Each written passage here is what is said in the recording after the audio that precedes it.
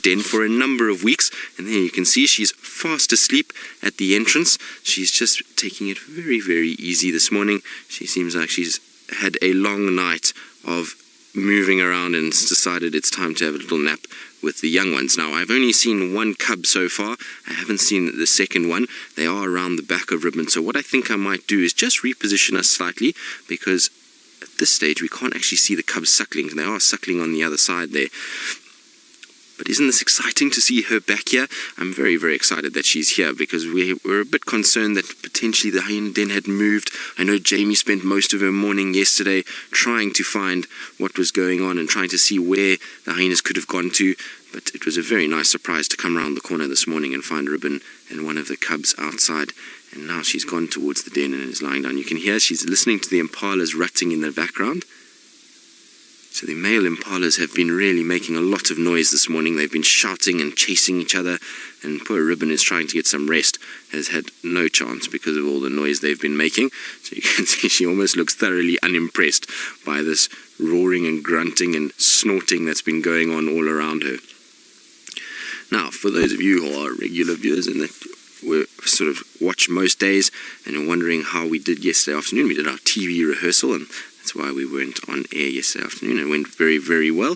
We had a visual of Hosanna, which was quite nice. So he came back yesterday afternoon, and the two Cheetah brothers were also around, and we saw them going north from Cheetah Plains. So it was quite a productive afternoon. So hopefully this morning there will be lots more that we can go and try and show. So after this hyena, I think I'll go and follow up on Hosanna. But while we're sitting, let me just try and see if I can't reposition so we can see the little ones. I'm a little bit concerned that we haven't seen both of the cubs yet. I would have thought that they would have both been out. I'm quite surprised that it's just the one at this stage, but I'll try and see. Maybe when we go around we'll see both those little heads pop out.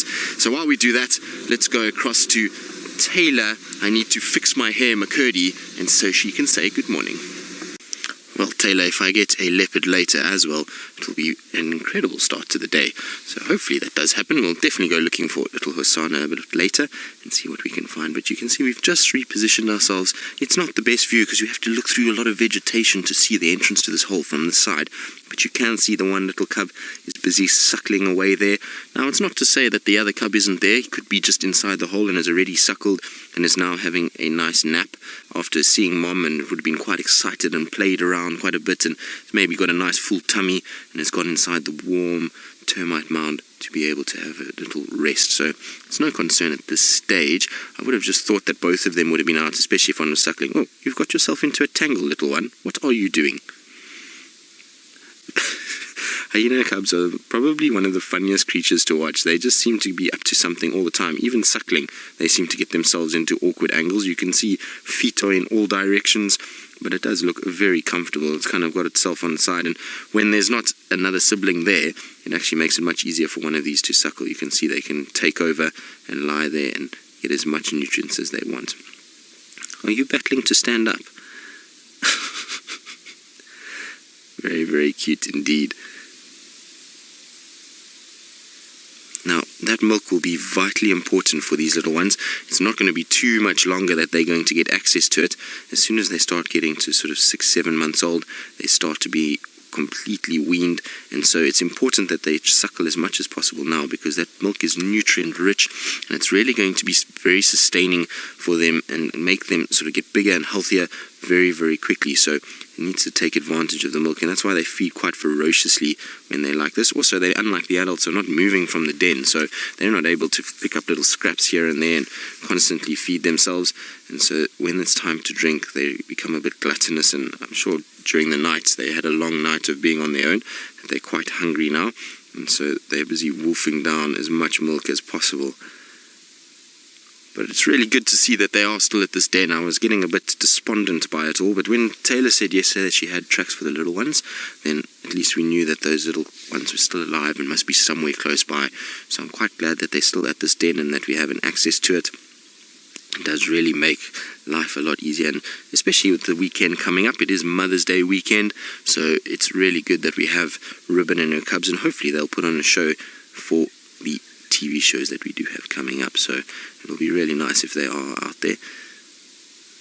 Are you not comfortable, little one? Seems to be tossing and turning an awful lot this morning.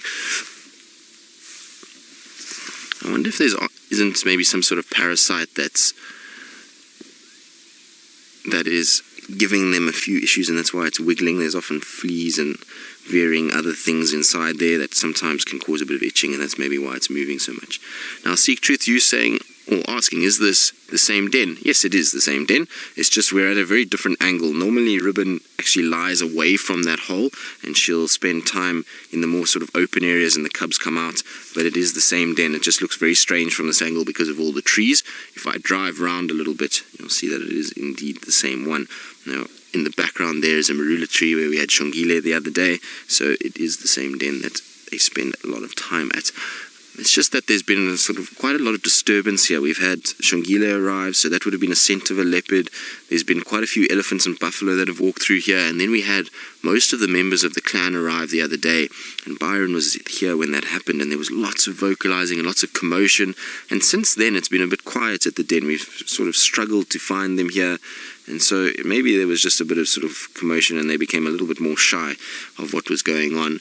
And now sort of everything's calming down again. They back out, and you can see Ribbon is far more relaxed with things. The other day when I came here, she just got up and moved off. She didn't even stay at the den, so it's nice to see her sticking around and feeding the cubs and taking it a little bit easy and not too fazed by our presence. But you can see that little cub is perfectly positioned. Isn't that cute? And it's getting so spotty now. I remember when we first saw them, they were those dark little black babies, and they had no spots on them yet. And now you can see quite a few spots coming out. There's very little in the way of black, just the legs are solid black color now. So they are getting quite big quite quickly. And one came out just now when we first arrived, and it was actually standing quite close to the car. And I'm very surprised at how tall they are already. Their legs have gotten much longer. They no longer have those short little stubby legs that run around. They've got now these more sort of hyena looking legs where the front legs are nice and long, and they're starting to look quite big and sort of strong. So it's really good to see that they're growing so nicely and getting enough nutrition and enough food to sustain themselves.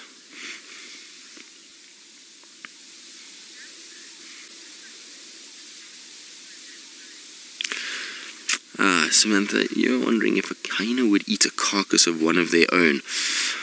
Well, I've seen them eating a carcass of a hyena. I'm not sure if it was one of the clan members, but I wouldn't be surprised if some of the lower ranking individuals or males ended up eating a carcass of one of their own.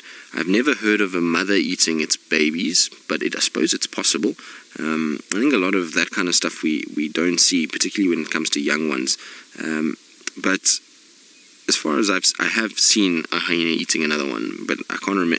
As I say, I didn't know whether they were clan mates at the time, so it could be that they was part of the same clan or from a rival clan, and they were just a dominance display and feeding off the other one.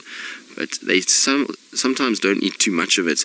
In the one that I saw them eating, there was they just ate over the rib cage area and then they left it and it just rotted away. So I don't think it's their favorite thing to do. I think it's more just a show of dominance to another one, and to show that we have killed this particular individual, and that they kind of sending out a very clear message that they are the more sort of dominant of that particular area.